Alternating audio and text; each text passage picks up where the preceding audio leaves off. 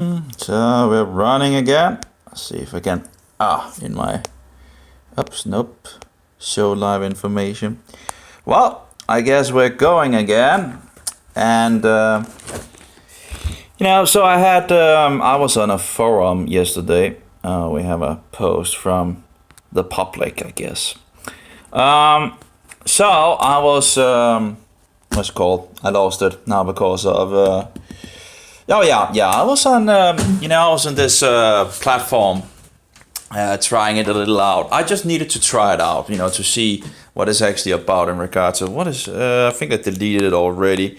Yeah. So I'm trying to find some, great alternative in regards of chat, right? The problem, ERC is the old one, and ERC still works pretty good and all that. But the problem is, that it's not actually logging what people says when you are out of the channels. And I do wonder why no one actually, made an upgrade to IRC. Anyway, no, I'm going off topic. Stop going off topic. Let's go back to the topic. Yeah. So so I went into this, thing that is called Discord, and I found one of these Christian channels, and I went in there, and I guess half an hour or 20 minutes or something like that, I was banned. So that went pretty quick. But apparently they think Catholics are Christians, so they couldn't accept what I said. Anyway, I was told I could actually talk about this in the debate and all that. Apparently they thought I went outside the debate. I'm just taking it like everything, like holistic, instead of just, focusing on, let's just, put all the things out. By the way, in regards to the Antichrist, well, the Antichrist, who is the Antichrist? Well, every single Protestant knew who the Antichrist is. So, if you don't like reading the Bible in regards to the book of Daniel and the book of Revelation, well, you could always read, some of the history or books of the Protestants. There's a huge amount of books from Protestants in the past. Like, don't read the new stuff, Go back and, we don't know anything in our days. Yeah, the Protestants are pretty not really much Protestants anymore, because a Protestant does what? Oh, yeah, he protests. That's the whole idea of being called a Protestant, because you protest. Actually, I think you can actually... follow the Protestants or the Christians back to the 1st century. You see, already Asia Minor, what shall we say, protested this, this so-called apostle called Paulus.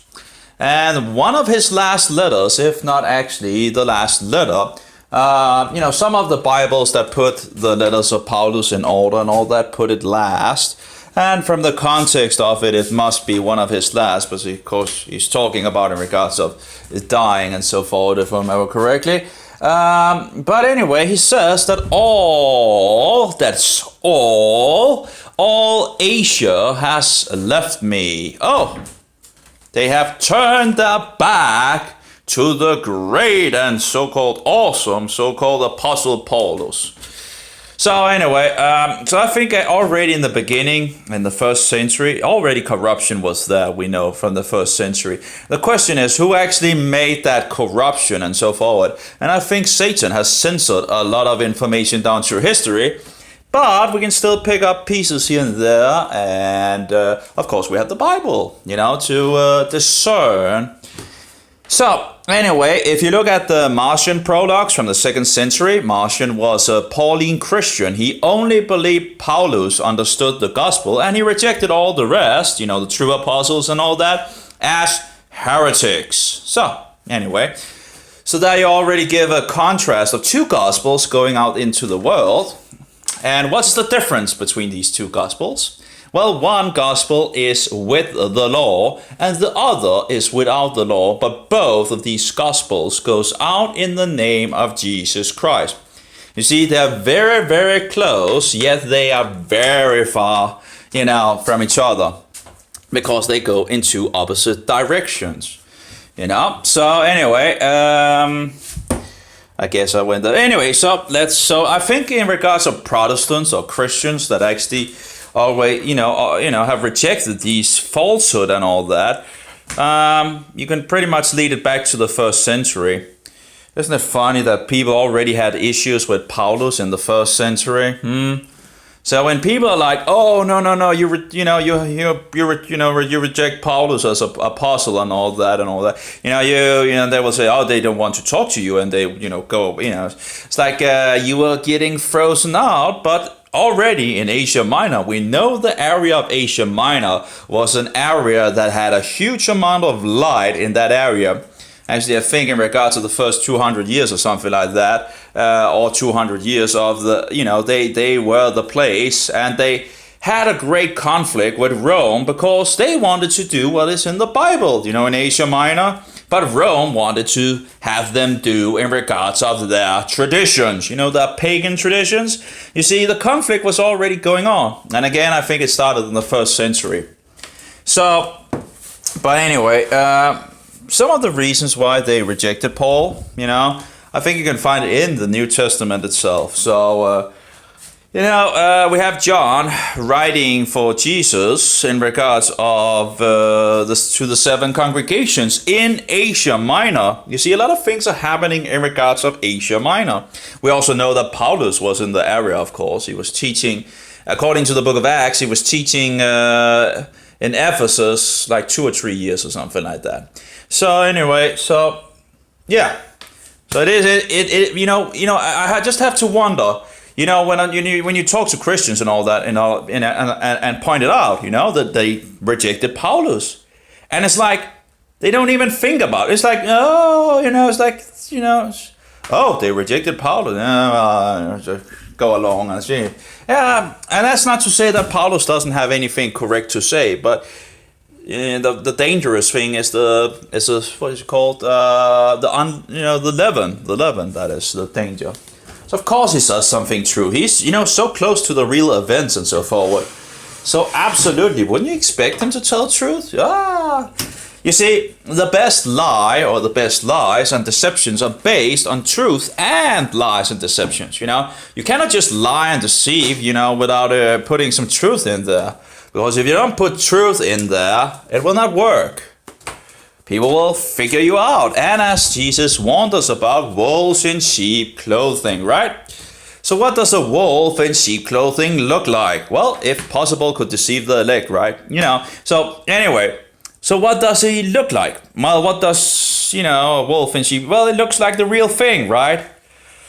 Yeah, it looks like the real thing. So you see, Jesus didn't warn us about, a false prophet like Muhammad that, is a stinking wolf that you can smell miles away. It's like, okay, you deny that Jesus is the Son of God. Oh, there goes the false apostle down the trash, That's, boo, so easy, right? Oh, you reject that he was actually executed on the tree for the sins of the world. Oh, boo, there goes Muhammad down in the trash.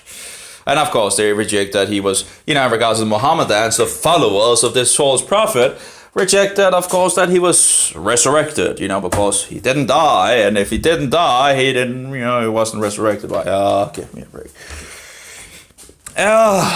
Yeah. Anyway, so that's pretty much, I get kind of unpopular when you actually talk about, what your view are on Paulus or Shaul. It seems to be pretty much done.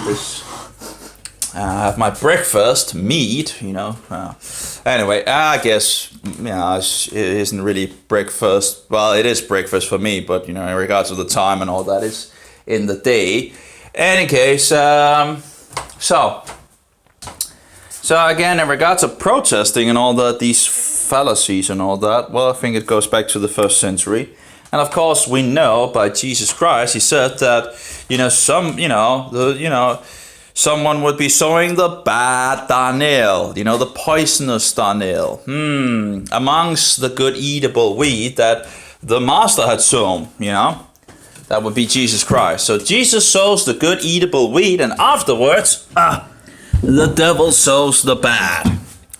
So anyway, let's see here. And who made the first Inquisition? Who made the first Inquisition? Yeah. People always praising, Paulus. Oh, he was so clever and educated and this and that. Well, what do you think the popes are? In regards to these Roman popes? Are they educated? Very educated, many of them.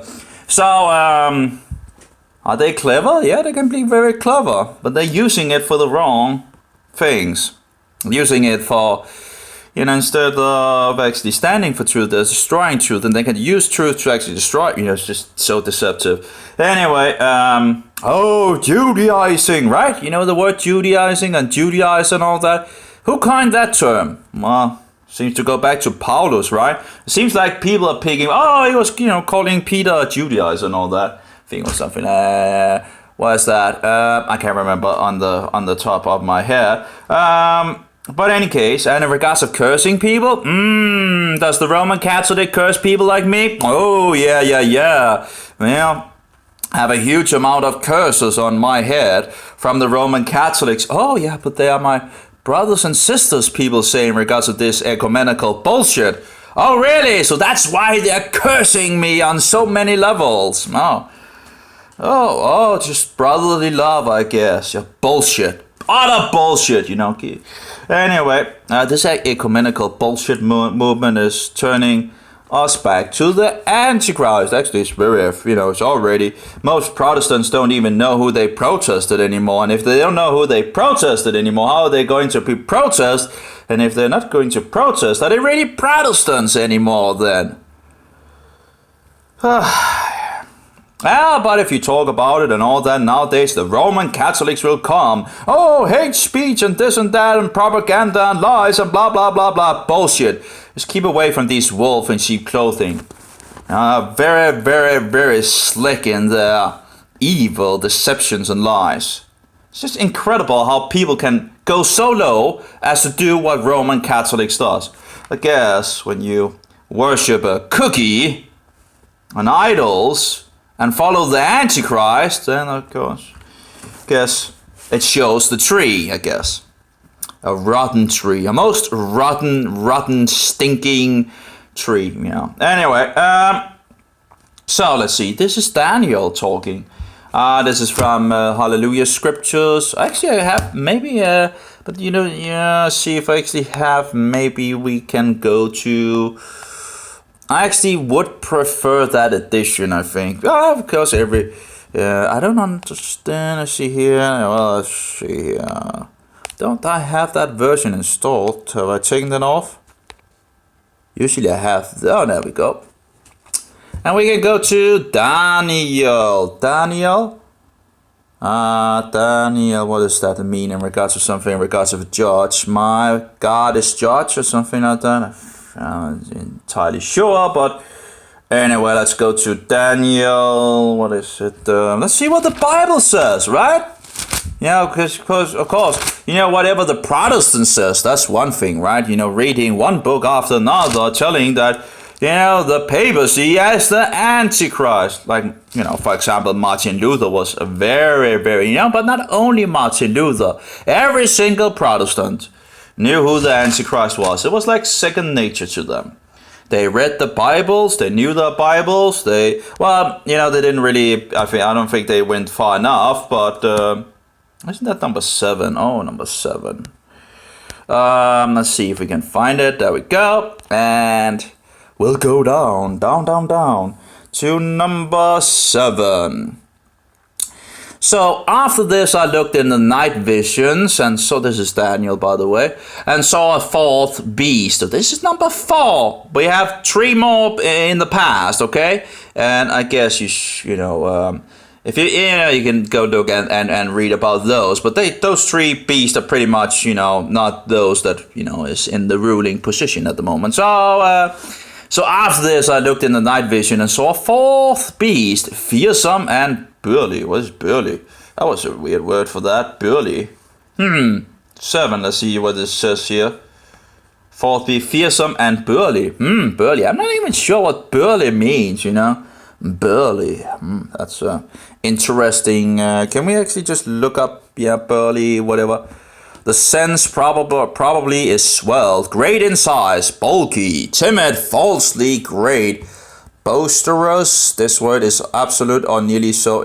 I guess it would be actually nice to see the actually Hebrew or Aramaic word behind this. So anyway, exceedingly strong, and it had iron teeth. It devoured and crushed, and trampled down the rest with its feet, and it was different from all the beasts that were before it, and it had 10 horns.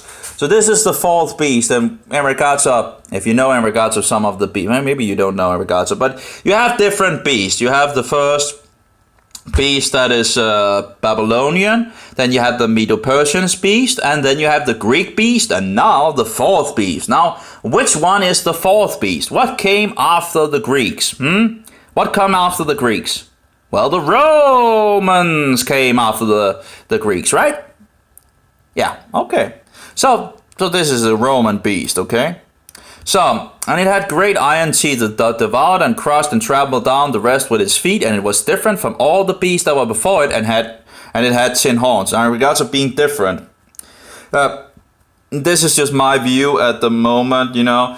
As I understand it, the other kingdoms was directly kingdoms, but Rome was slightly different in regards of having different government types. I'm not entirely, I don't know enough history to actually, if that is but that's one of the things where I'm thinking maybe that's the thing in regards of being different than the others. You have different government types. You start out as a kingdom in regards of Rome, but then you have other government types as it goes. Anyway, I was thinking about the horns, then saw another horn, a little one, a little horn, coming up among them, and 3 of the first horns were plucked out by the roots before it. Now, just be aware, where are these horns sitting on? Where are they attached? Well, they're attached to the Roman beast. Yay, bingo! Okay, so I was thinking about the horns, then saw another horn, a little one, coming up among them, and 3 of the first horns were plucked out by the roots before it. And see, eyes like the eyes of a man were in this horn, and a mouth speaking great words. Who could that be? Who could that be? Let's see if we can actually. Okay. I was looking until thrones were set up, and the Ancient of Days was seated. His garment was white as snow, and the hair of his head was like clean wool. His throne was flames of fire, its wheels burning fire. So here we have something that, as far as I see it, is a future event. A stream of fire was flowing and coming forth from his presence, and 1,000,000 served him, and 10,000 times 10,000 stood before him. The judge was seated, and the books were opened. I was looking then because of the sound of the great words which the horn was speaking. So this is horn. So again, I was looking then because of the sound. Maybe it's actually, maybe something that's going on in regards of the heavenly. Anyway, let's just. I would think it would still be future, but anyway. I was looking then because of the sound of the great words which the horn was speaking. So it's speaking these great words. I was looking until the beast was killed. Now, is the beast killed? Is the Roman beast killed? No. No, the Roman beast is not killed. The Roman beast is still in this world. And if you can find the Roman Caesar, the Roman emperor, you have found the beast. Well, you have pretty much found the AntiChrist of the number 666. So, I was looking until the beast was killed and its body destroyed and given to the burning fire. Well, this is something that hasn't happened yet. This is something that when Jesus returns, he's going to cast, the beast into the lake of fire. Yeah, that's the Antichrist, the office of the papacy, or the poopacy as I used to call it, or as I usually call it.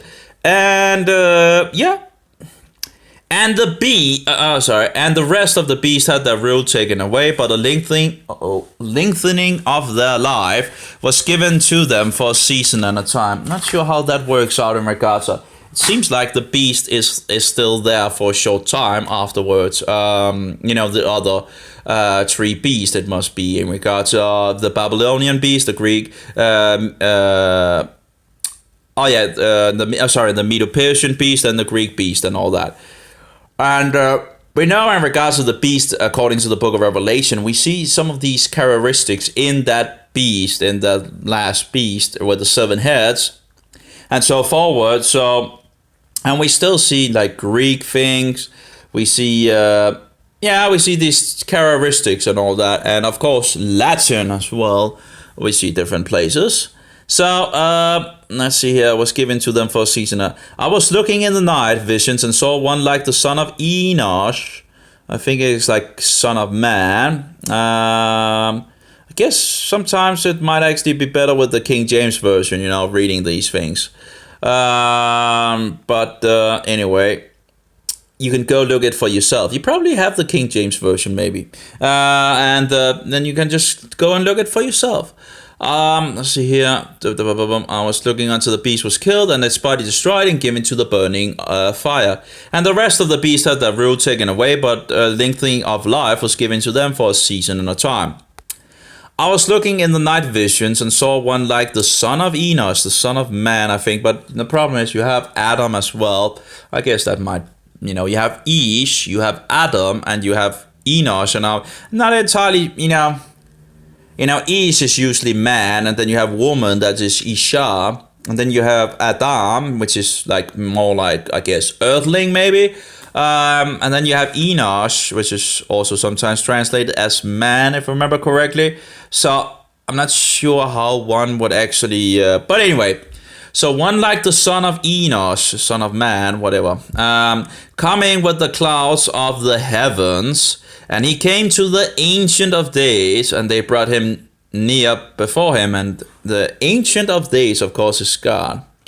Now the interesting thing, of course, in the book of Daniel, we see that the Ancient of Days are coming, to...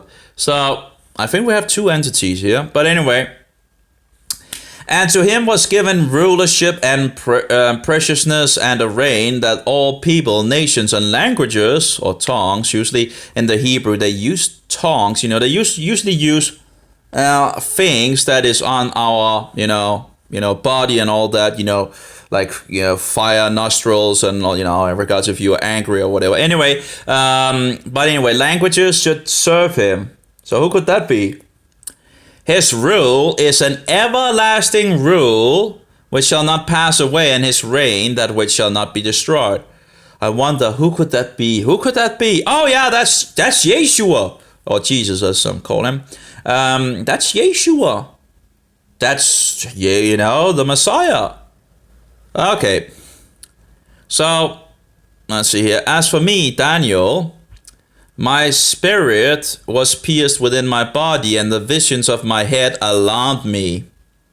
And the visions of my head alarmed me, I guess, you can get a lot of, if you're in the occult, you can also get visions that are from the devil. So just be aware that just because you get a vision, might be a good idea to test it, if this could actually be from God or not.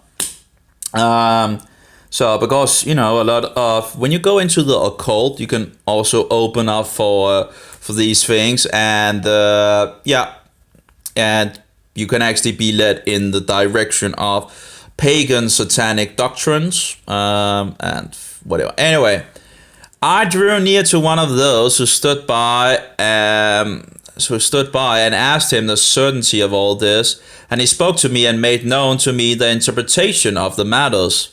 These great beasts, which are four sovereigns, they're 4 kings, which rise up from the earth.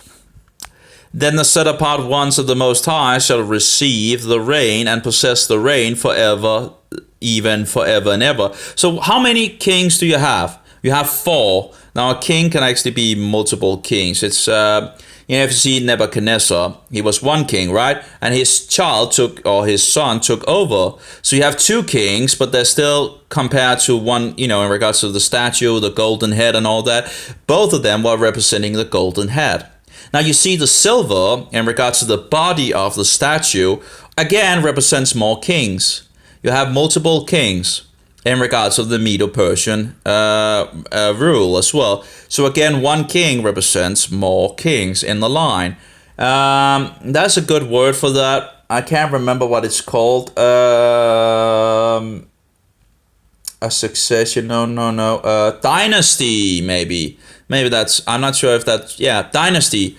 Maybe that would be actually be. You have more than one, yet they are represented as one king.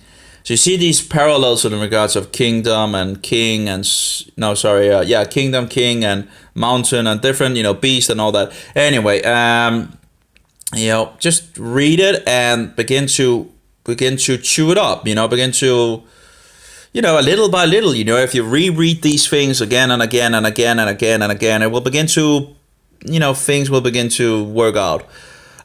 These great, and I would love to reread these books again a couple of times. It's always nice to, because you're always getting some inputs.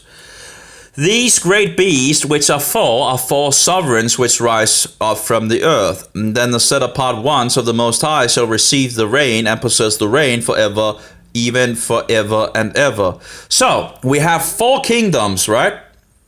4 kingdoms, and then the set apart one, or the holy ones of the Most High, shall receive. Then the set apart ones, that will be the holy ones of the Most High, that will be the disciples of Christ, of the Most High, as far as I can see. If I make a mistake, eat the meat and spit out the bones, right? I'm trying to the best that I can do with whatever I have, So, then the set apart ones of the Most High shall receive the reign and possess the reign forever, even forever and ever. So, when does the saints receive the kingdom? Well, that might be when Jesus returns, and set up his kingdom on this earth and ruling from Jerusalem, the nations of the world and so forward for 1,000 years. Now, of course, the Roman Catholics don't believe that either, so they will be anathematize me again. There's a curse on that. I don't know where it is, but I've seen it once in regards of, if you believe in this and that, be anathematized. I'm apparently collecting of these, on these curses. One more feather to the hat, right? It would be interesting to see how many curses I actually have from the Roman Catholic insane institution, because Jesus didn't say go out and curse people, did he? No, he didn't. He didn't say go out and burn people either, did he? No, he didn't. Oh, so why are you Roman Catholics murdering people that actually just wants to read the Bible and follow? Oh yeah, because you're not Christians. Oh yeah, that's true. Oh yeah. Anyway. So these great beasts which are 4, so there are 4 beasts, okay? Do we get that? 4 beasts, okay? We have the Babylonians, 1 beast, okay? We have, that's the gold in regards to the statue. Then we have the Medo-Persians. Okay, that's the silver. One, that's a beast again. So we have 2 beasts. Okay, that's the 3rd beast. That's the Greek. And what beast comes afterwards? What beast? The Roman beast. I think history pretty much is witnessing that the Roman beast is the 4th beast. Okay. So that's sorted out. We don't have any more beasts, okay? We have a Roman beast now. The Roman beast is going to go on until the kingdom is established in this earth, So anyway, yeah. So then the set apart ones of the Most High shall receive the reign or kingdom. I don't like the translation here, but again, maybe they did. Again, when you are wanting to copyright something, and I think it's actually copyrighted but anyway, if you try to copyright something, you need to use some other words, then it has to be somewhat of a difference, Anyway, and possess the reign forever, even forever and ever. Then I decide, that's Daniel, for certainty concerning the 4th beast, which was different from all the others. This beast is different. I think it could be in regards of, not only being a kingdom, but being different. You have 7 beasts on the beast in the book of Revelation, which is the Roman beast. And we also see the characteristics of this beast.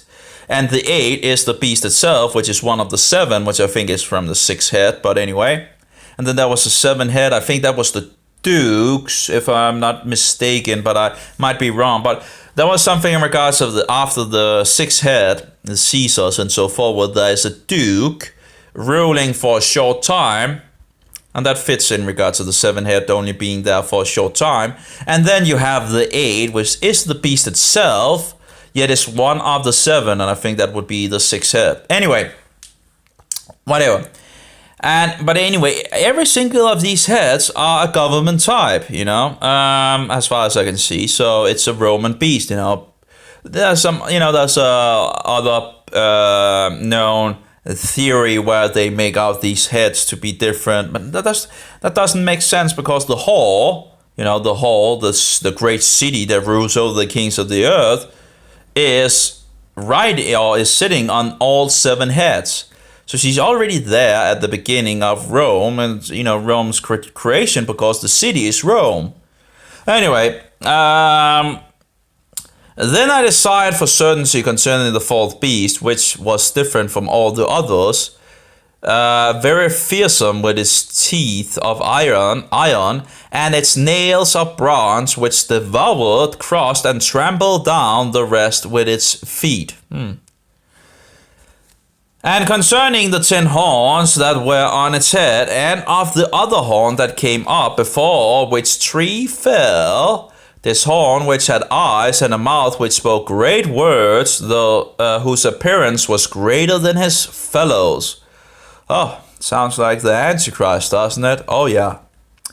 Sounds like the poop. If there's anyone you can find that is more, Anyway, it's pretty much none. It fits the bill.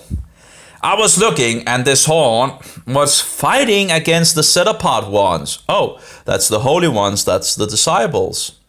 And was prevailing against them. Oh, who might that be? I wonder, who could it be that have slaughtered, the saints for a long, long, long time? I think that's Rome, right? In regards to the Antichrist, Roman Catholicism and all that. Just go read some of the old Protestant books, instead of all this bullshit Catholic, adulterated, where they flatten things out for their own organization and all that. It's just bullshit, It's just so deceptive. Oh yeah, I actually lost that thing in regards. I was on this Discord thing and all that. Already the name sounds somewhat demonic to me.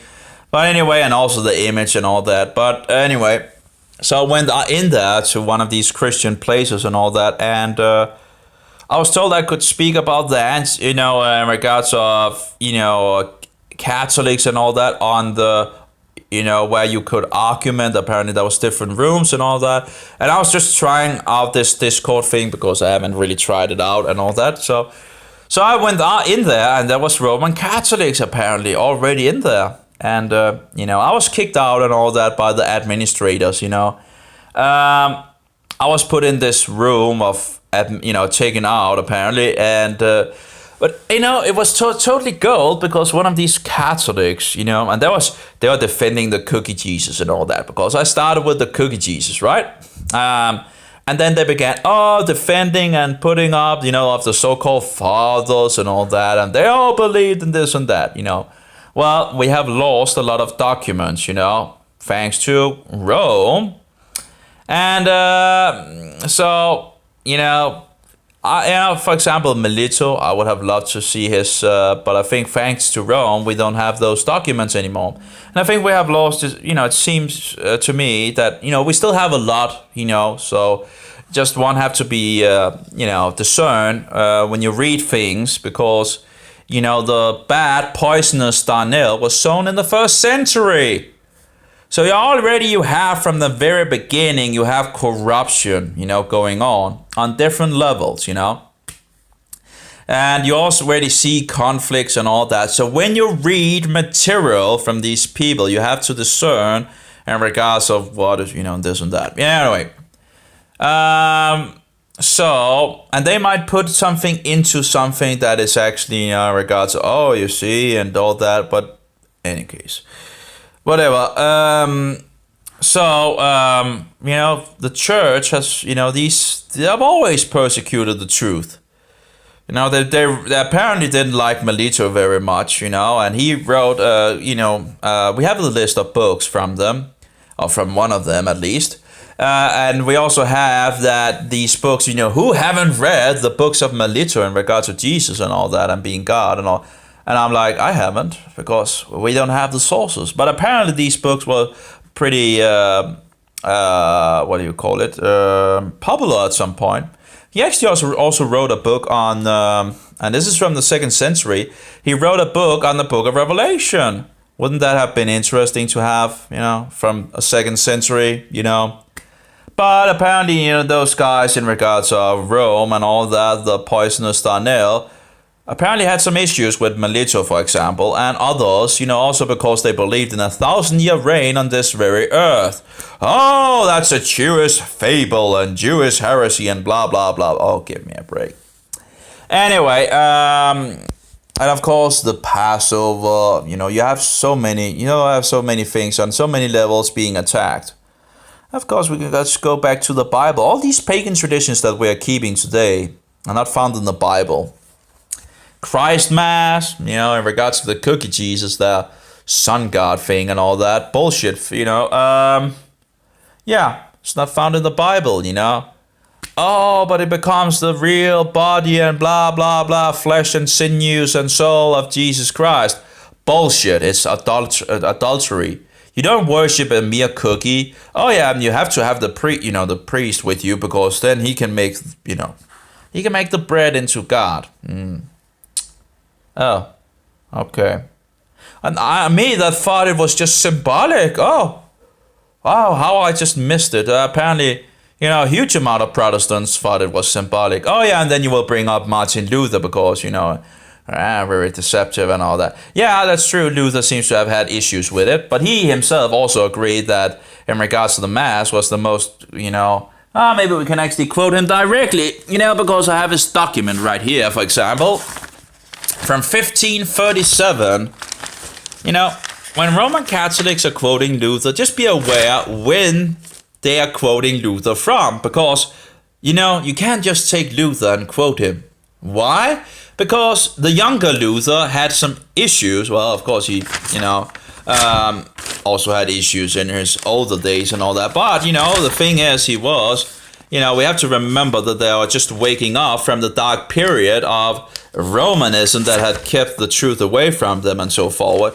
But anyway, so when they quote Luther, for something, that might be true. Luther might have written that and said that and so forward. But you have to be aware when the date is from. Is this the young Luther, or is this the, because you can learn a lot in years, and Luther knew in his last,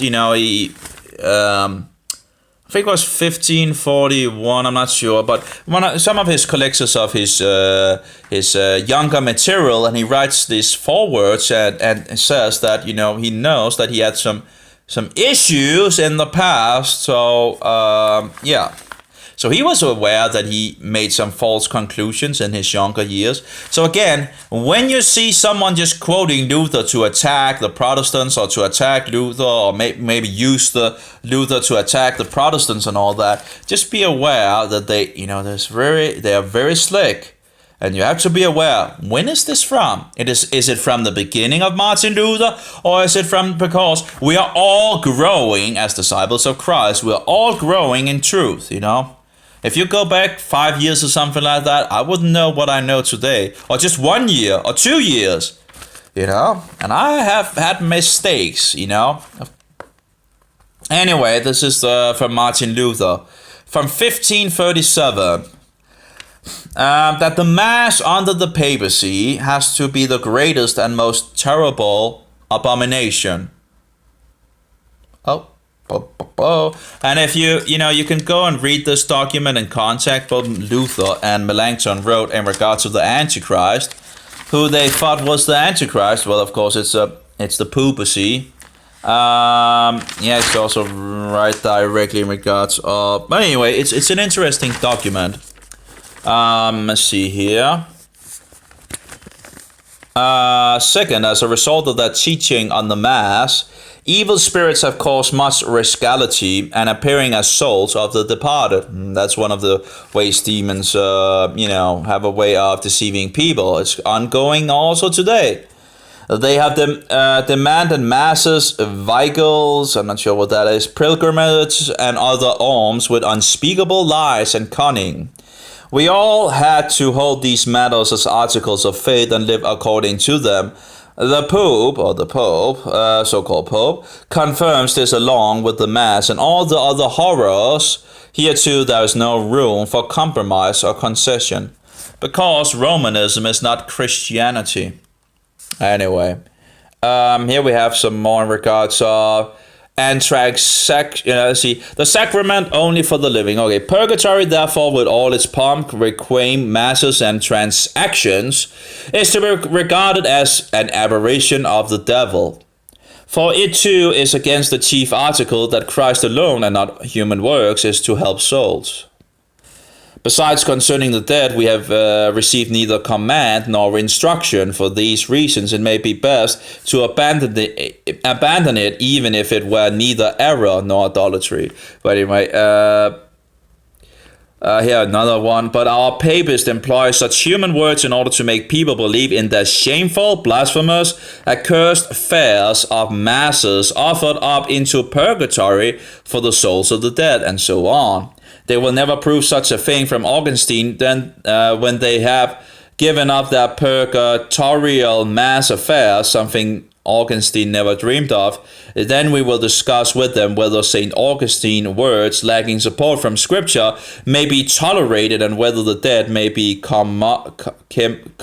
commemorated at the sacrament and so forth. Anyway, so you can read the document for yourself. It's pretty interesting. I'm still reading it, but Melanchthon also fixed the thing in regards of it, so that you actually have how the Lutherans was looking at. We have a post from the Danish radio thing and all that. Those that lie to the people. So I guess they want to bill me in regards of Anyway. Let's see here. The invocation of saints is also one of the abuses of the AntiChrist that is in conflict with the first chief article and that destroys the knowledge of Christ. It is neither commanded nor recommended, has no precedent in the Scripture, and even if it were a precious possession, which it is not, we have everything 1,000 times better in Christ. Here we have to invoke angels and saints and all that. And, it's just disgusting how you see how they saint people. I've seen they, sainted a murderer in regards of the Serbians, murdering the Orthodox in, I think was, there's books on that. It's just disgusting. I can't remember all the details on it, but it's just utterly disgusting. The Hustashi, and as I understand it, the Hustashi also fled by the Vatican red lines in regards to the Nazis fleeing by the Vatican red lines.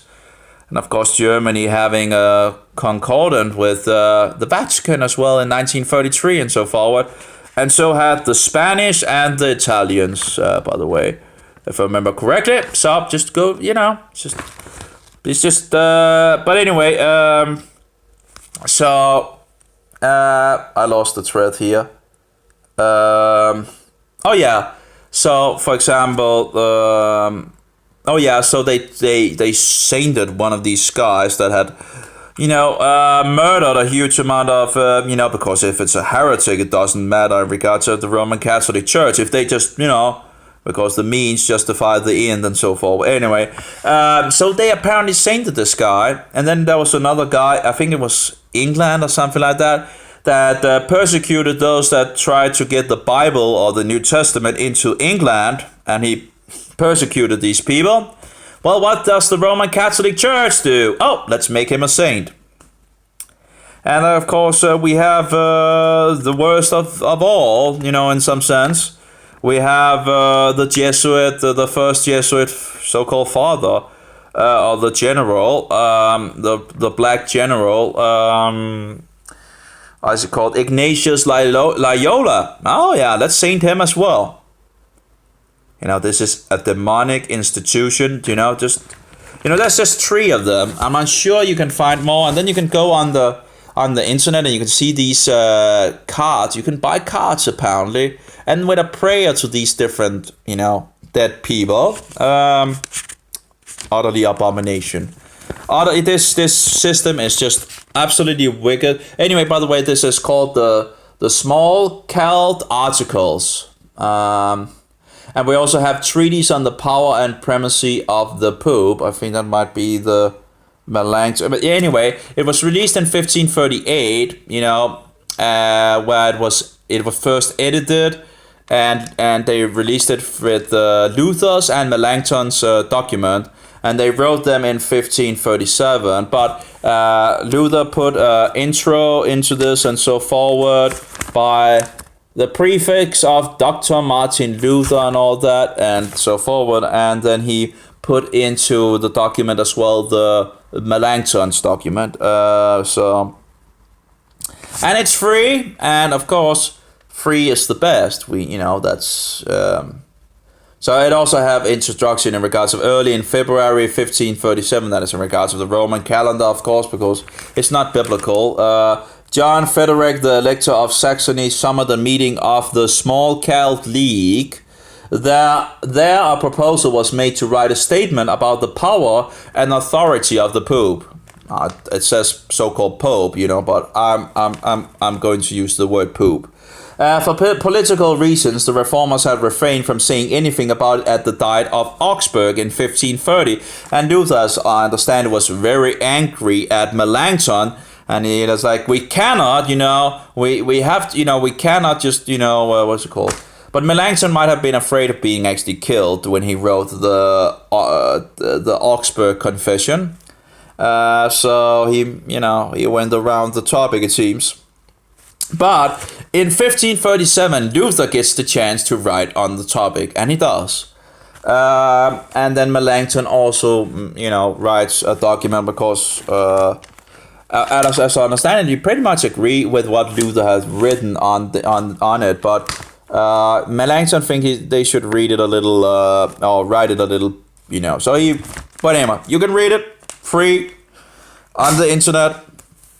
Anyway, and that's only Luther and the Lutherans, and of course, there's a problem in regards of Luther in regards to the cookie Jesus, because the Lutherans still believe in the cookie Jesus. They might not sacrifice, make the so-called sacrifice and all that, but they still believe the cookie becomes God.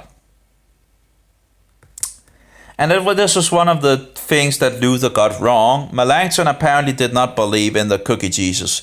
Zwingli didn't believe in the cookie Jesus. Andreas didn't believe in the cookie Jesus. As I understand it, Calvin didn't believe in the cookie Jesus.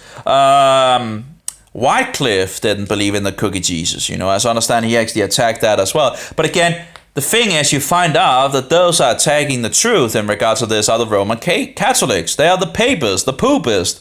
The Romanists are always seemingly trying to, as far as I can experience and see from my experience, it's always the Roman Catholics that tries to distort the truth. Always.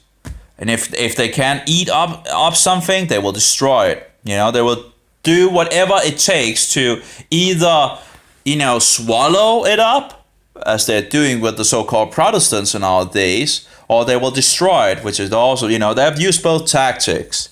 You want, in regards of an inquisition, how do you do an inquisition without actually knowing it's an inquisition? You make walls. And when you make walls, you can do inquisition. You can kill off people, Protestants. Oh, yeah. Because one of the books from 1898, I think it was talking about the 3 great Protestant nations, It was the US, the English, or England, and Germany. Now, who went into war with each other and all that?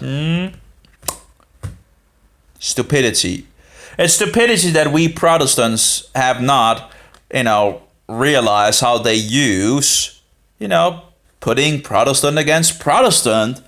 And then the Protestants have no idea what is going on either, because they have no idea who the AntiChrist is anymore.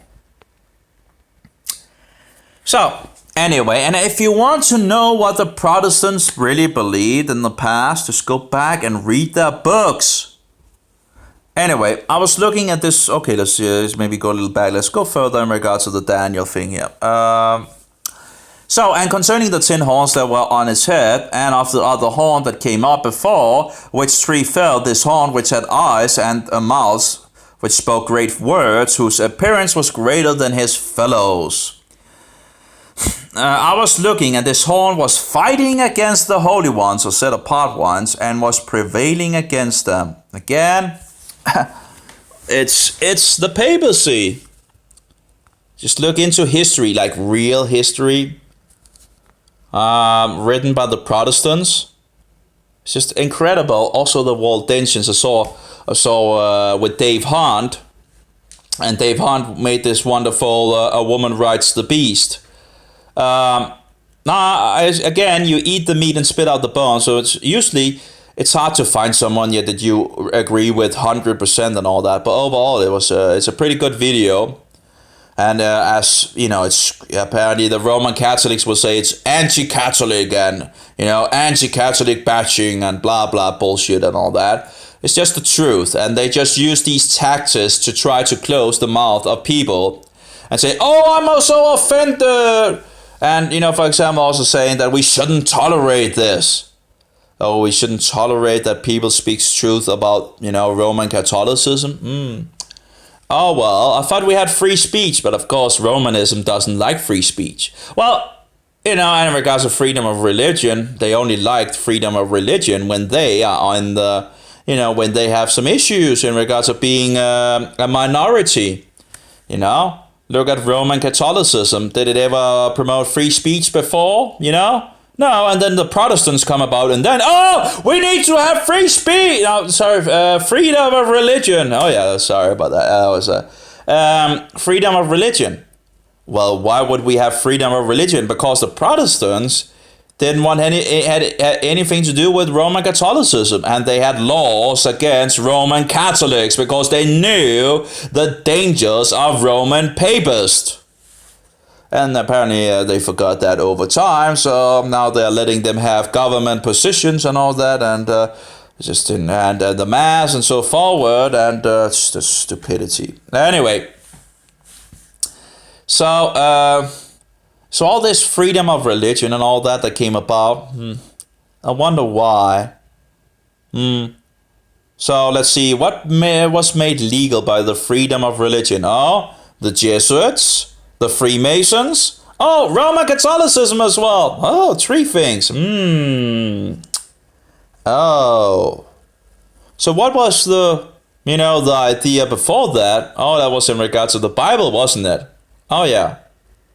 So was that a bad thing, standing on the Bible? Now, of course, they did get issues wrong in regards of, they were still hanging on to pagan traditions like Christ Mass and Easter and all that, and Sunday worship and all that. But, for example, the Danish law, you have the 10 Commandments in the law of the Danish, So, anyway, of course, Freemasonry, we know, is Satanism. And apparently they think themselves to be the Knight Templars. So, anyway. Of course, we have the Knights of Malta, which is the Hospitallers. The Knights, And what are these? Who are these Knights working for? Could it be they're working for Rome? Anyway, so until the Ancient of Days came. That's an interesting thing because, we have the Ancient of Days on the throne, right? Who is the judge. And then we have the man coming to the Ancient of Days. But here we have the Ancient of Days coming. And who is actually coming? Well, Jesus is coming, right? So until the Ancient of Days came and right ruling was given to the set apart ones, or the holy ones of the Most High, that would be the disciples, and the time came and the set apart ones took possession of the, they say reign, but a kingdom, I think. The King James Version is I think it's a lot better on that area in regards of a kingdom. So this is what he said. The fourth beast is the fourth reign on earth. Oh, which one was the fourth reign on this earth? Rome. Roman. Anyway, which is different from all the other reigns. Yeah, it's, I think, in regards of history and all that. And I'm not the most, in regards of history and all that, the Babylonian and all that. But as I understand it, it seems like the Babylonian rule was a kingdom. The Medo-Persian was a kingdom. They might have had two kings. There's something going on in regards to that. But still, kings, Then we have the Greek, which also have kings. Now it's divided into four heads, but it's still, they have a kingdom, these four. So anyway, as far as I understand from history, so that might be the difference in regards of this Roman, because it's not only having a kingdom, it's also having other ways of, so anyway, of government types. This is what he said, the fourth beast is the fourth reign on earth, which is different from all the other reigns, all the kingdoms. And it devours all the earth. Oh, it devours all the earth. What is happening in our days? Do you think the Roman Empire is devouring all the earth? You have this from either cardinal or bishop. Of course, a cardinal, I think, is actually a bishop, but a higher level bishop, whatever. But anyway, so I guess if I say bishop, it wouldn't be wrong if he also was a cardinal. But anyway, he says, when the US rules the world, the Vatican rules the world. Oh, really? And that was in a newspaper. Sadly, they closed the access down. It was free in the beginning, and I took print screen and all that. But it's not free anymore. But anyway, that's an interesting quote, right? When the US rules the world, the Vatican rules the world. Oh. Oh, really? So this is what he said. The fourth beast is the fourth reign on earth, which is different from all other reigns. And it devours all the earth, tramples it down, and crushes it. Oh. And the 10 horns are 10 sovereigns from this reign. They shall rise, and another shall rise after them, and is different from the first ones, and it humbles 3 sovereigns, and it speaks words against the Most High. Oh, who could that be? And it wears out the set apart, or the holy ones of the Most High. Who could that possibly be? Could it be? Well, I think we have a contender in Romanism. Just look at history. Just look at history. What is going on? The saints are being persecuted by this wicked system that calls itself Christian. Oh, bullshit. It's just utter bullshit, And it speaks words against the Most High. Well, the Pope has pretty much said himself as, he has pretty much taken all the titles of God upon himself. Lord of Lords and King of Kings. Having a triune crown thing and all that. And because if God has it, the Pope must have it as well. Because Satan likes to, he wants to be like God. So, yeah, anyway. So, Pontifex Maximus. Who's Pontifex Maximus? Well, that's the high pagan priest. Why would the high pagan priest ever think he has any say or any authority over any Christian in the world? He might have, something to say in regards of paganism and all that, ecumenical bullshit and all that. But anyway, nothing to say in regards. Actually, my food is probably getting cold now. Actually, it's probably cold already. That's not so good.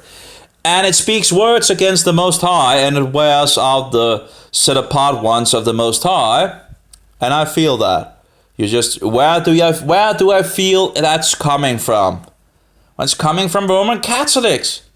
Mohammedans are not really wearing down they might be killing and so forward, but who are really the ones that attacks the truth and really just it's just so wicked. Who is that really defends the lies and deceptions? Well, that's the Roman Catholics. They are twisting the scriptures, and they're wolves in sheep clothing. And now the sheep are being led to the slaughter in regards to the Antichrist. How can these people standing behind a podium lead the so-called Protestants, because they don't know, because no one is telling them apparently? How can these, priesters or whatever you want to call them, there must be a better word than that, but how can they actually lead people back to the Antichrist? Don't they get money for actually reading the Bible and knowing the Bible and understanding what the Protestants also found out and all that? Well, apparently not. Apparently they get money to deceive people and promote pagan filthiness and all that. That's incredible. I don't even know why we would be paying these people, In regards of in regards to the Lutheran insane asylum, it's just incredible. Anyway, and it speaks words against the Most High, and it wears out the set-apart ones of the Most High, and it intends to change times, or change appointed times, and law, and they're given into its hand for time and times and half a time. So it intends to change appointed times and laws. Oh, who did that? Who did that? Who did it? Let's see. Let's go back, take the time machine to the 2nd century. And let's see in the beginning. So Polycarp goes to Rome because, to help them on the doctrine of the Passover. And what does, well, they don't come to an agreement because apparently they have this tradition in Rome in regards of Easter and not in regards of Passover, and apparently won't be instructed in regards to the Bible, following the Bible in regards of Passover and all that. And of course we know, Jews, Jewish traditions and all that, that's just totally bad, right? They always want to make, it's Jewish. Well, Jesus was a Jew, and he actually kept those traditions. Anyway. And it speaks words against the Most High, and it wears out the set-apart ones of the Most High. Well, that's the Antichrist. And intends to change appointed times and law. Well, who thinks to change times and laws? I think that's, in regards to the King James Bible, they, thinks to change times and laws. Well, who thinks to change times and laws? Well, the Antichrist. So, and we have in regards of the Bishop Victor in Rome trying to make those in Asia Minor keep the traditions of Rome instead of following the Bible. Oh, I wonder who is trying to change times and laws, or who thinks to change times and laws. Rome, Rome, Rome your boat gently down the flood of blood. Anyway. Okay, that was pretty bad. Anyway, it's Rome. All roads lead to Rome. With the Antichrist. The Antichrist is the head of Romanism. And the whore has already been there from the very beginning of the Roman conception. The Pontifex Maximus was already there. So, as far as I can see from Wikipedia. The Pontifex Maximus, the high pagan priest and all that, was given his instructions from the second king of the Roman. So this wicked system is already there in place. It just took on sheep clothing, Still wolves. Anyway, still paganism. Just paganism with some, outer surface thing. Anyway. And it intends to change appointed times and laws. And appointed times, that would be in regards to the Bible, in regards to the festivals. And law, that was of course be in regards to the law of God. And they are given into its hands for a time and times and half a time. So, I don't know in regards to the times and half a time. Some believe it's in regards of a day for a year principle, but might actually be a double thing in regards of when the Antichrist gets absolute control over the whole world and all that, and then the whole will be destroyed and all that, but the Antichrist will still be there and so forward. So I'm not sure if that actually could be a double thing in regards to that. I'm still researching and trying to figure that out. But that might actually be a double thing in regards of, in regards to how long the Great Tribulation will be. But the judgment shall sit, and they shall take away its rule, to cut off and to destroy until the end. So, but the judgment shall sit, and they shall take away its rule, to cut off and to destroy until the end. Now, of course, I do wonder in regards of this end. If it's in regards to the end of the beast, that would be when Jesus returns. So, and the reign of the kingdom and the rulership and the greatness of the kingdoms under all the heavens shall be given to the people, the set apart ones of the Most High. So that's the saints of the Most High. His reign is an everlasting kingdom, and all rulership shall serve and obey him. That, of course, is in regards of Yeshua, Jesus Christ. And by the way, who are the saints? Well, the saints are those that keep and guard the commandments of God. That is in regards to the book of Revelation. So the Antichrist think to change times and laws, and the saints are those trying to keep the laws of God and the testimony of Jesus Christ. So it says, this is the end of the matter. As for me, Daniel, my thoughts greatly alarmed me, and my color changed, and I kept the matter in my heart. So that's pretty much it, I guess. So that's some of it in regards to the book of Daniel. Now, if you also go to the book of Revelation, you will get more puzzle pieces to fix up the image of what is going on in this world.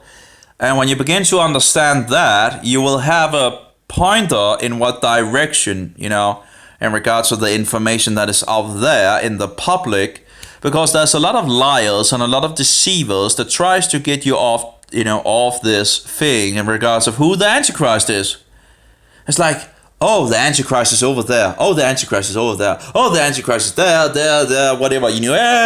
Maybe this is the Antichrist. Maybe that is the Antichrist. Maybe this or whatever. They keep you, occupied with, maybe this guy, maybe he's the Antichrist. The Antichrist has already been here for hundreds and hundreds and hundreds of years. It's the dynasty of the popes.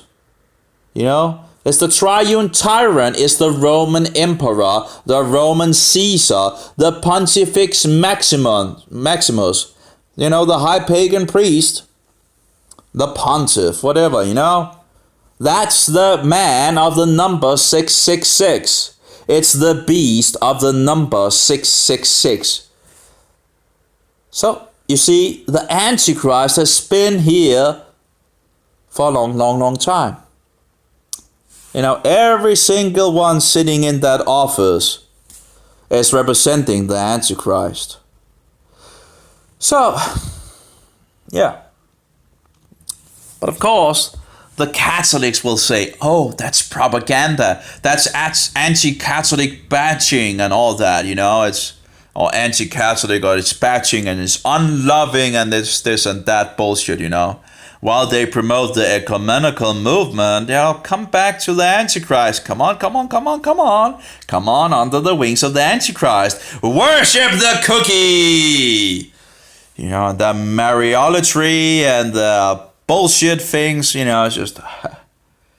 just look at what they do, it's just disgusting. It's really hard to actually just look at, because it's just disgusting, Yeah, but it's much better to go to Mary than to go to Jesus, because Mary is a woman and all. And of course, the feminist women are like, oh, they really love, having Mary, it's because, because it's much better, to go to a woman and, much easier, blah, blah, blah, bullshit, So what did Jesus actually says? Well, he said, that there's only one way to the Father, right? So what is that one way to the Father? That's through Him. It's through Jesus Christ, who died once and for all. Apparently the Catholics can't get that in their mind, that He died once and for all. No. In their whorehouses, the synagogues of Satan, the meeting houses of Satan. A synagogue is just a meeting house in some sense. So it just means, a meeting house, it's just a place to meet. And anyway, so they meet up to worship the cookie. All the Mariolatry and all that in regards to statues and lighting candles in front of, just bowing down before them, kissing and the smoke thing and all that, What are they doing? These blind people, So what really would be the loving thing to do? To say to the Catholics, well, you're following the Antichrist, people. And you need to get out of it. You need to stop doing these abominations, That's the loving thing to say to the Catholics. And not loving to say, oh yeah, just go along to get along and all that. It's not loving to tell the Mohammedans to say, oh yeah, let's just go along to get along, and you worship God in your way and I worship God in my way and all that. That's bullshit, It's ecumenical bullshit. Because what did Jesus say? There's only one way. Only one way. And there's a broad way that leads to destruction. Satan's candy store. Many different flavors, Pick and choose whatever you like. But it all leads to destruction. And the second death. So, that's one way. One way. There's the door with Jesus Christ, You need to go out of that, shop of Satan and, go on the narrow road. In regards to Jesus, Jesus is the only way to the Father. Only way. Only way. Not through Mary, so-called Mary. Not through these different so-called saints, which many of them are totally abominations. Just take those three guys. I don't have the names of the other two guys. My memory can't remember. But they were apparently in our days they were praising this guy, in regards of the guy that was persecuting those that tried to get the New Testament in the hands of the English, people. How can you saint the guy like that? How can you say, and praise to him and all that? Look at their fruit. Look at their, just look at the Roman Catholics and what they are promoting. It's utterly demonic and wicked and diabolical, and they call themselves Christians. How can you call yourself Christian if you praise someone that persecuted people, that just tried to get the New Testament in the hands of people so they could read it for themselves? It's just insane. It's just utterly diabolically. It's just utterly satanic. And the other guy in regards to the Hustashi, killing off a lot of, just saint him because he did something good for the system. Oh, yeah, okay. So if you can murder, if you can lie and deceive and promote the cookie Jesus and all that abomination, all that, and trying to lead people to worship Satan, you will maybe be sainted by the Roman Catholic Church. So who really are the saints? Well, according to the Bible, the saints are those that keep God, protect the commandments of Jehovah, and have the testimony of Jesus Christ, or Yeshua HaMashiach. And who is persecuting the saints? Well, the beast, the horn, is persecuting the saints. Oh, yeah. So, anyway. So, I got into this place in regards of this court. So that's my nose is blocking up because I've been talking for a long time.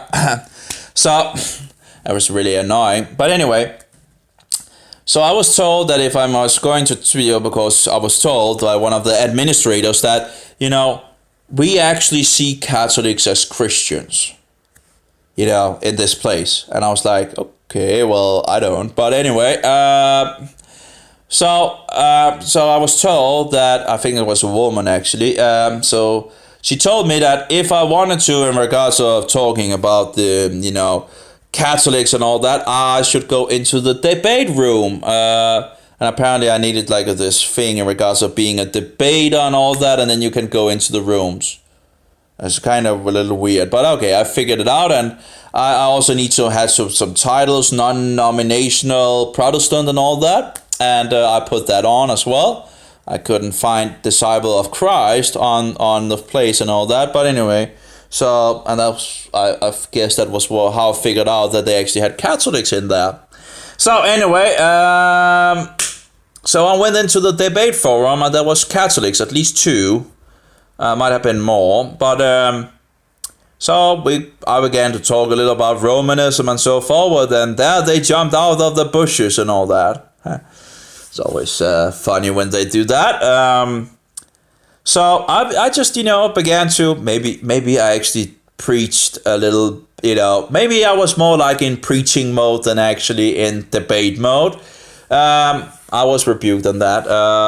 Apparently, I might have been a little too, just telling it as it is, in regards to just, getting the things out, bullshit, when they say, oh, we're Catholics, no, bullshit, just pull out that bullshit because it's bullshit. It is bullshit.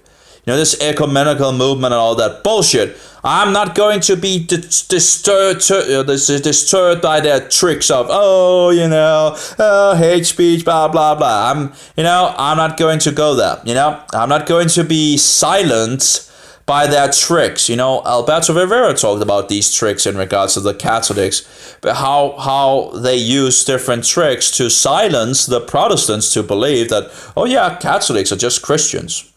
Really?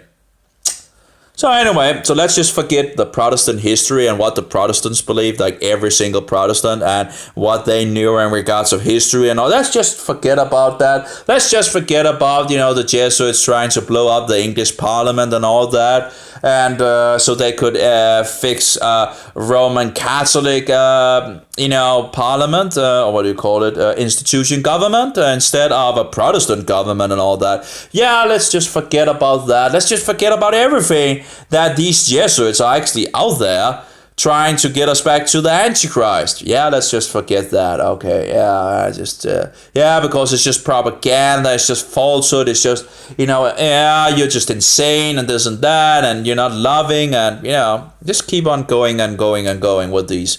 You hear all these, they use these different tricks.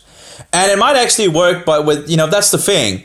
When I'm out there and they come and, try to check the information, or try to, what shall we say, they try to sow confusion. Instead of just, they come to try to sow confusion. And it won't work with me in regards to this, but it might work with others, in regards to the devil getting in there, trying to, what do you call it, dilute the waters, or what it's called, poisoning the waters, in regards of the truth. So it might actually help on others, and it's just so demonic, because they're just trying to keep people away from the truth.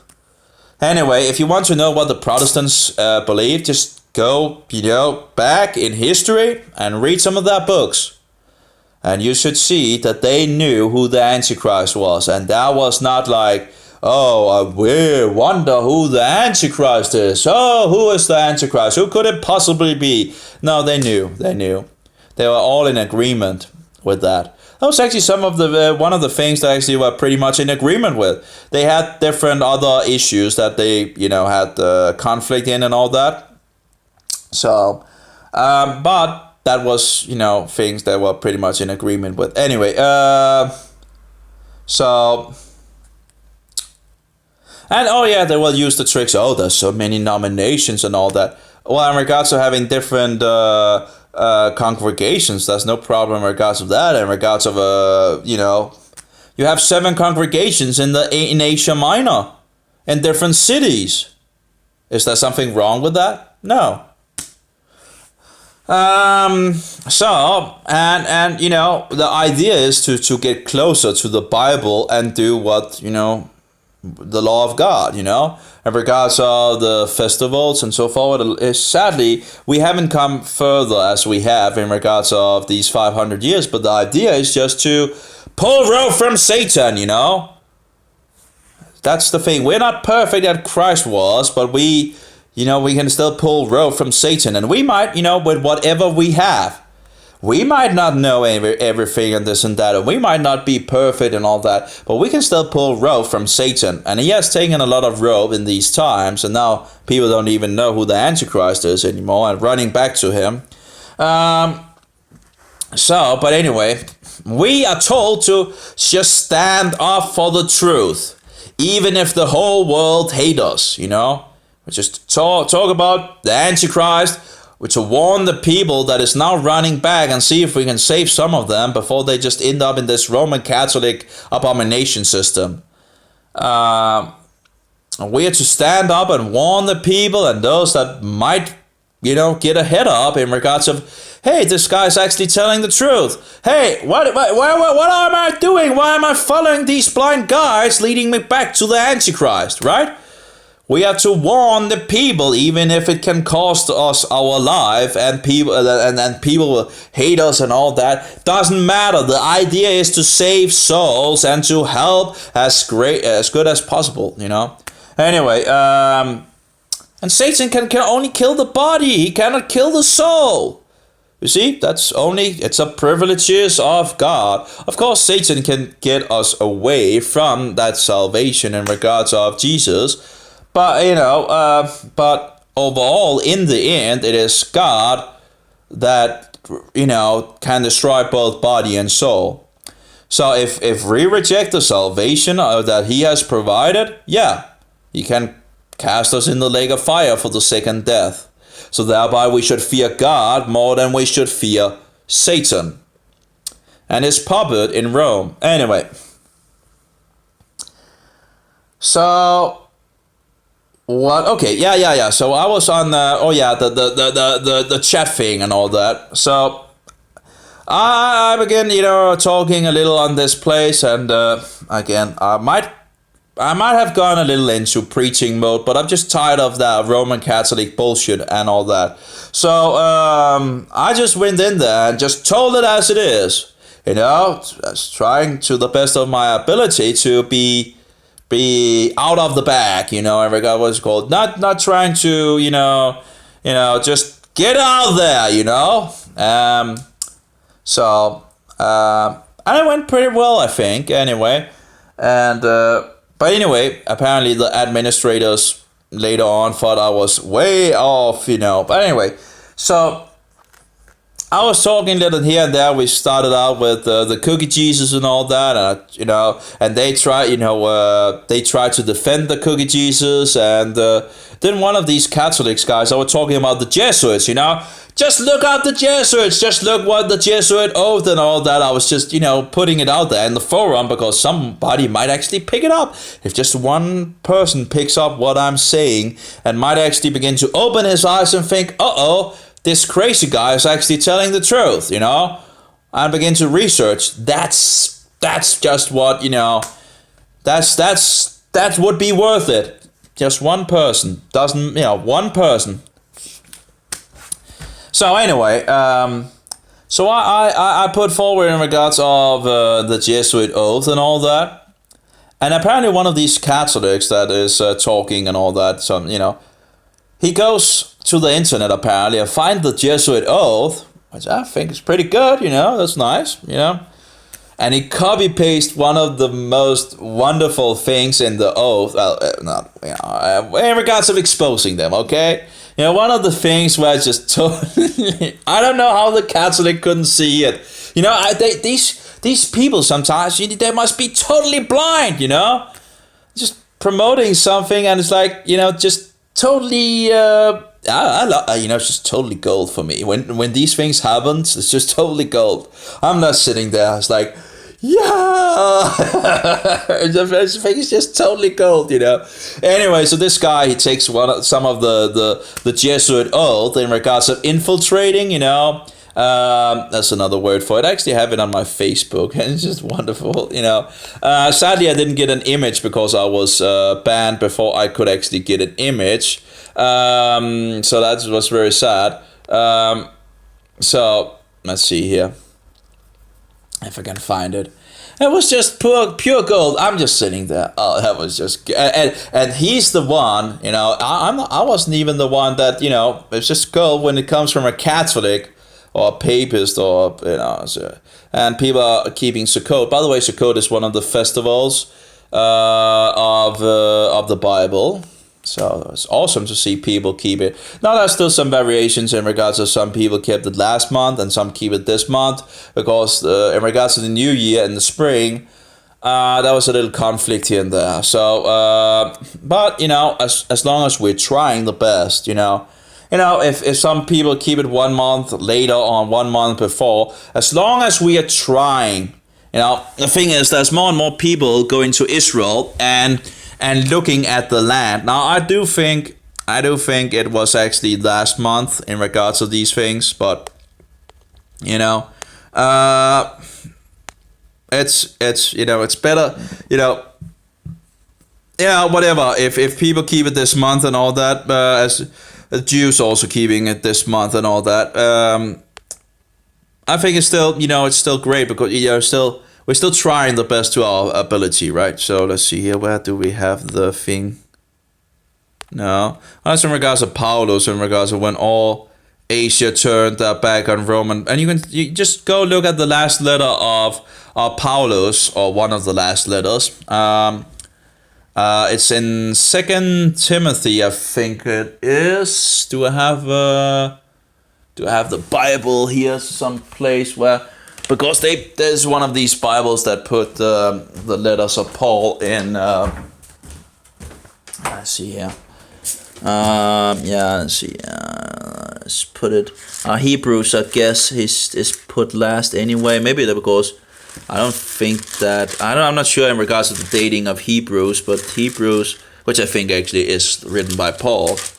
It has some pointers or fingerprints of Paul. Now I know that he doesn't say I, Paul, Paul, as Paul used to say, you know, if you read all the rest of his letters.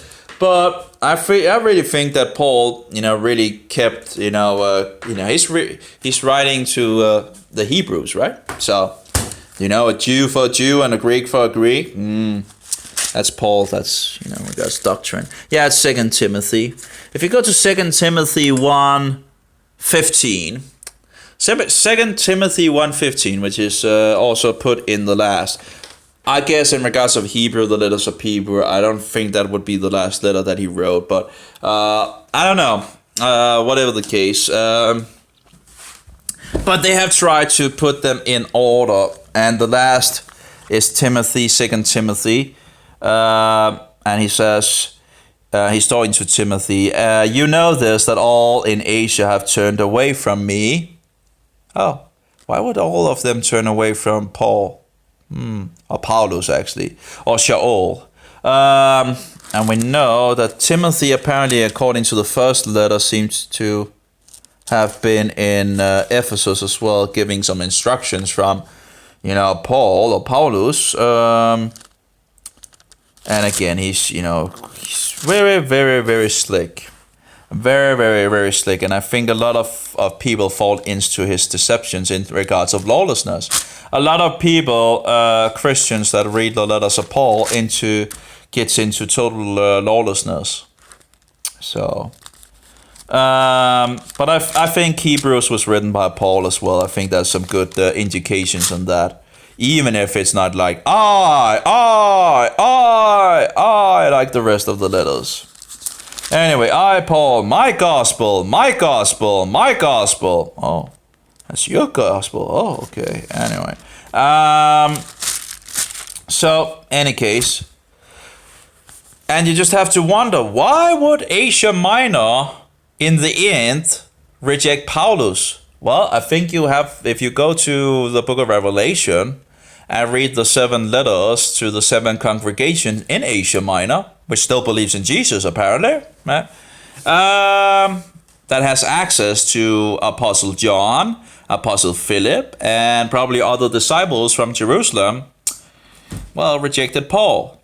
Anyway, I think you can, if you look in the 7 letters, I think you can get some of the puzzle pieces for why they might have rejected Paulus. So, anyway, you can see Paulus is promoting the doctrine that you can eat anything and everything. You know, just pray over it and all this and thank God for it and all that.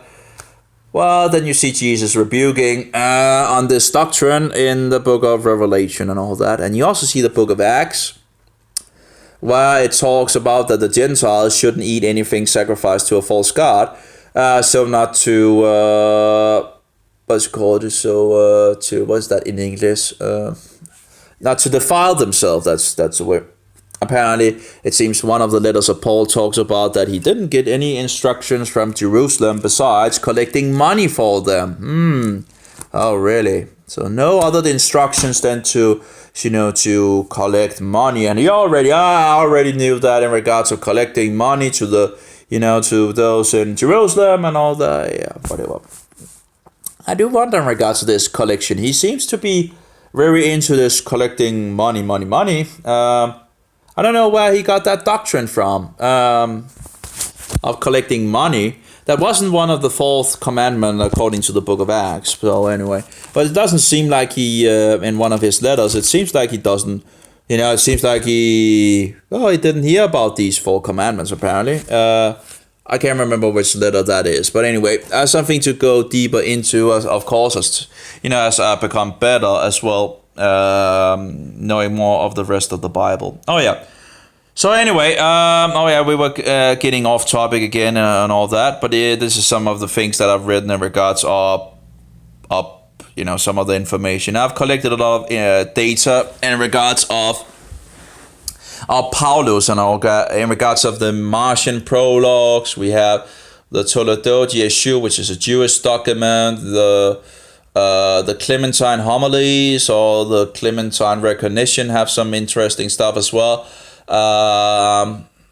In regards of the medicine chest, in regards to the Nazarenes and the Ebionites and all that. And, different things that I've researched here and there to try to figure out what was actually going on in the past. And, so my conclusion is that I have a lot of issues with Paul. And it would be dishonest to say that I don't. It would be actually pretty deceptive to say to people that, that I don't have any problems with Paul, So if I said that just to get along and that's not my, if I see something that is something wrong and all that, I'm going to stand by that. I'm not going to just, because, all the Christians now don't, like me if I, and keep away from me or whatever. Well, actually, it's not all Christians because people actually out there, understand that there's, other people actually have this, issues with Paul as well. So I'm not totally alone. And in regards of history and all that, you could find people here and there. And of course, Asia Minor, apparently. And that's already in the 1st century. Anyway, as I see here. No. Oh, yeah, we have anyone with a title of father before his name. Expect utter bullshit and deception following. Wolf in sheep clothing. Anyone with a title of rabbi before his name. Expect the same beside being clear and usually apparent wolves. There is one Father, and he who is in the heavens, and one Rabbi, Christ Jesus, and the Spirit who witness and guide us in truth. That's anyway. Okay, here we go. No. I guess I was banned and booted because I would not. Oh yeah. Here we go. But no. Oh yeah, here we go. So, when the Roman Catholic posted some of the Jesuit oath, and I put a 1, after I pointed out people should check it out, and he went to defend it in the chat room, it was pure gold. It was pure gold. because the thing is, this is what he posted on the chat forum. He went apparently to look at the Jesuit oath, and then he copy pasted it into the chat room, and then he began to defend it. Let's just show everybody what it actually, it's like, I think it's wonderful because it shows, maybe someone woke up, who knows. So it's like, this is from the Jesuit oath. My son, heretofore you have been taught to act the dissembler among the Roman Catholics, to be a Roman Catholic, and to be a spy even among your own brethren. To believe no man, to trust no man among the reformers, to be a reformer, among the Huguenots, to be a Huguenot, among the Calvinists, to be a Calvinist, among other Protestants, generally to be a Protestant, and obtaining their confidence. To be a Protestant, to seek even to preach from their pulpits, and to denounce with all the vehemence in your nature our so-called holy religion and the Pope, and even to descend so low as to become a Jew among the Jews, that you might be enabled to gather all information for the benefit of your order as a faithful soldier of the Pope. That was what he posted on the chat. And then began to defend it. I was like, that's just heavenly, it's just gold. It's just utterly gold. Having a Catholic actually, fix some from the Jesuit oath and then began to defend it. Woo! Yeah, let's show the people in the room what the Jesuit. Yeah, it's just wonderful. But not long after that, after he posted it and after he wrote, defended it, not long after that, I was put in the jail room or whatever, and the administrators had to have a word with me. So they was talking about this, and I said to them, hey, look at what the Catholic guides, in regards of the Jesuit oath, just look at it, look at it and read it. Anyway, and then one of them asked if, that I was not allowed to talk against, I was not allowed to, what was it in regards of, I was not allowed to say that the Roman Catholic is an evil institution and all that. And I just wrote back, it's the most wicked and evil, abomination on this very earth, something like that. I can't remember word for word, for something like that, And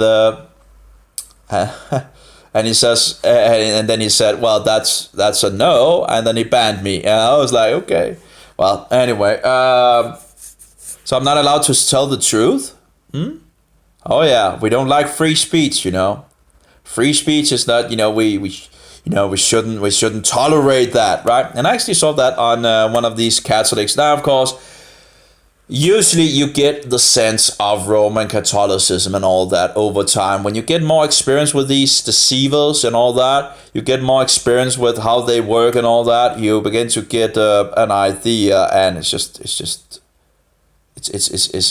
disgusting. It's oddly disgusting how people could actually... anyway. So they are the greatest enemy of Christianity. There's no doubt in my mind about that. The Mohammedans, they pretty much just kill off the Christians, They're not trying to deceive us. They're just flat out, wolf and sheep, stinking wolf that you can smell miles apart, or away. It shouldn't be very difficult for a Christian to see that Muhammad is a false prophet, They would just chop off your head, right? Just slit off your throat and all that, That's pretty much just what the the Mohammedans pretty much. They don't try to, they will try to lie in regards of their own religion and deceive you. And for example, in regards of Aisha, Aisha was 9 years young when Muhammad had sex with her when he was 54 years old. That's pedophilia. And a lot of Mohammedans will go into the defense and actually lie about this. Now, of course, it's not the only thing they will lie about, but it's just, it's just one of the more obvious ones that they will lie about. So, anyway, so if you calculate from their own sources, credible sources, she was 9 years young when he was 54 years old. So it's just so to begin to lie to that is obvious, obvious deception, and so this it's just so they seem to use some of the same tricks, but again, as the Roman Catholics, yet the Roman Catholics make themselves out to be Christians. The Mohammedans don't. They pretty much, if you ask a Mohammedan, do you believe that Jesus is God's son? You should pretty much, get a no from them. So I actually have had one that said, "Oh yeah, we believe that Jesus is the Son of God and all that and all that."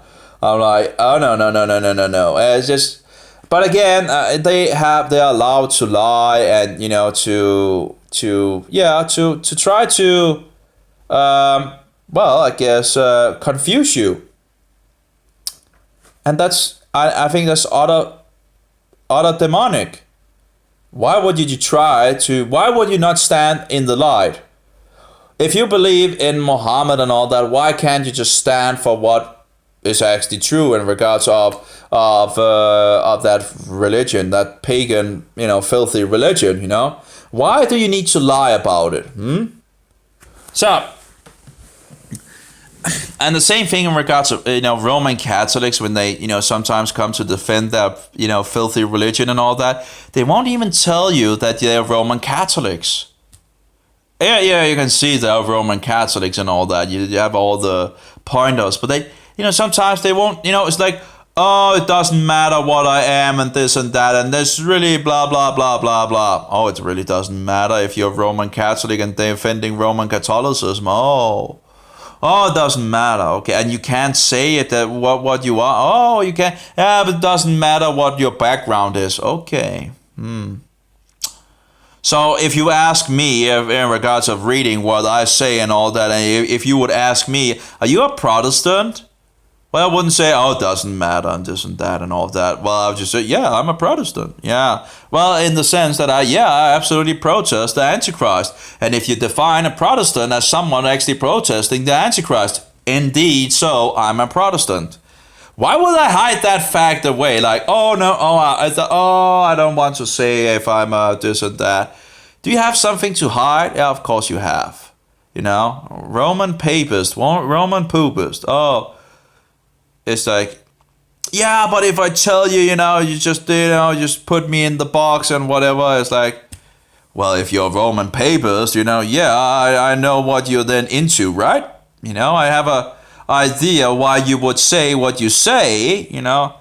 It's pretty much, you can sniff them out. You can sniff these wolves out. It's just you begin to be better and better to discern these people because you begin to know more and more in regards to what they actually believe.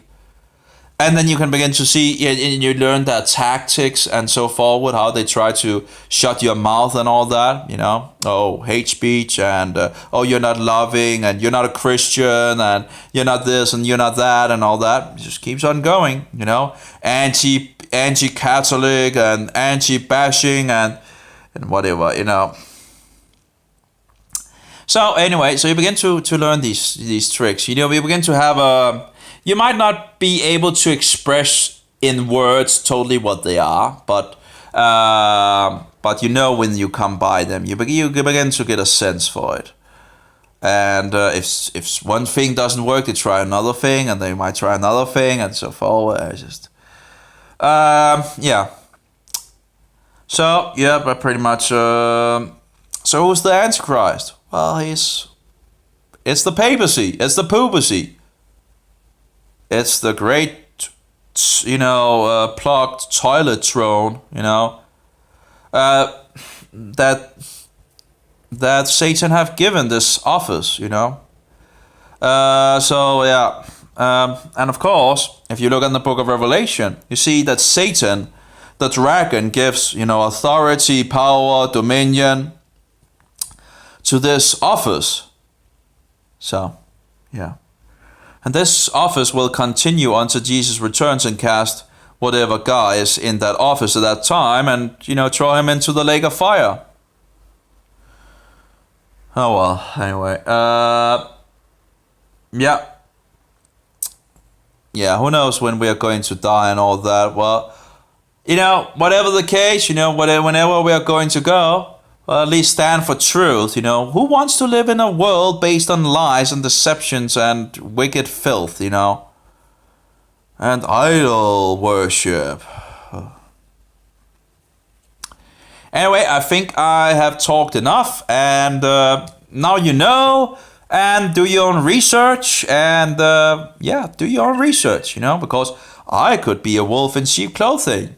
So you need, you out there, you know, you need to do your own research, because, you know, and stand for truth. The more the better, the more the better. Because there's not that many people actually wanting to talk about these things because, oh, it's not political correct in regards of, you know, the political correct thing nowadays seems to be, oh, love to the AntiChrist. Let's go back to the AntiChrist and all that. And don't speak against the, you know, you will be, and then people will, you know, hate you or become angry at you or, you know, whatever and all that. You will get some persecution. So, yeah. It might not be that fun, but the truth is still the truth, and the truth stays the truth, even if the whole world runs with the Antichrist. You know, even if there's only one person in the world speaking the truth, it's still the truth, even if 7 billion people say, no, it's not, no, it's not, no, it's not, there was no worldwide flood, you know, there was no boat of Noah, you know, Jesus Christ was not true, blah, blah, blah, blah, blah. It doesn't become true just because, you know, it's not a democracy, you know. It's a kingdom. And God rules. Okay? Doesn't matter if, you know, just look at the flood. How many survived at the flood? The worldwide flood.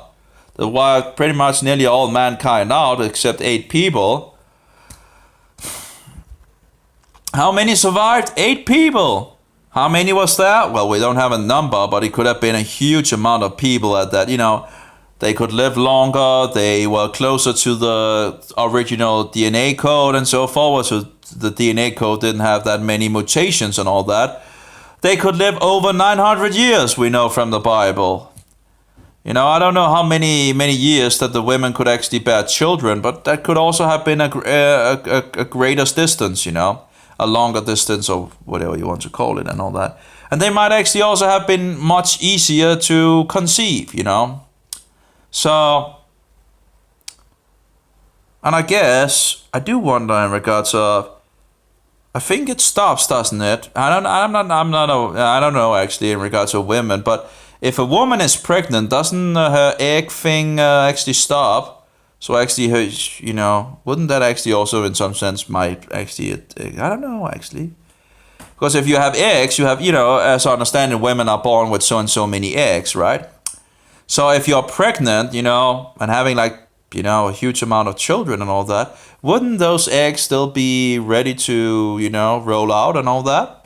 Wouldn't it then actually push your fertility thing and all that, if the body get all the nourishment and all that? Wouldn't it then actually push that, you know, in regards of how long you're actually able to actually get pregnant, you know, natural? I do wonder. Because if you, let's say you have 20 children, you're pregnant 20 times, that's 9 months, right? So that would be around 9 eggs, you know, that doesn't get released. So that would be, you know, 20 times 9, that's what? I don't know, 20, I'm not in regards to the math, that's 180 eggs, I guess, that would be saved, right? I'm not sure in regards to that area, if that actually, but, you know, you only release 1 egg, or that should be the case, right? Sometimes, apparently that's sometimes released more, but as I understand it, one is the usual thing. So if maybe you have 30 children, right? Maybe you could get then wouldn't it extend the period that you actually can have children? I wonder. Anyway, I guess when you're done, then you're done. When there's no more eggs, there's no more eggs. It's done. It's a done deal. It's pretty much done. So, and of course, when you're young, you are fertile. You have great dirt, to sow the seeds in and all that. And of course, when you get older and older, and of course, all these things that we attacked on so many levels, in regards to nourishment and all that, and fungus and whatever, sickness and all that, it just goes downhill. Yeah. Anyway, may Jehovah bless you and be with you. And may Yeshua be that most precious pearl. And don't let go of him when you find out who he is, because there's many false versions of Jesus Christ out there. Like, Yeshua HaMashiach or Yeshua. The two most important false versions to know about is the cookie Jesus and the only prophet Jesus. That would be the Roman Catholic Jesus and the Mohammedan Jesus. There's a lot of more versions out there, but I think that's the two most important versions to know is out there. But when you find out who Jesus Christ really is, don't let go of that precious pearl. And may the Holy Spirit, the Spirit of truth, be in us all. Amen. Oh yeah, have a good one, all of you. See if I can stop it. 2 hours nearly.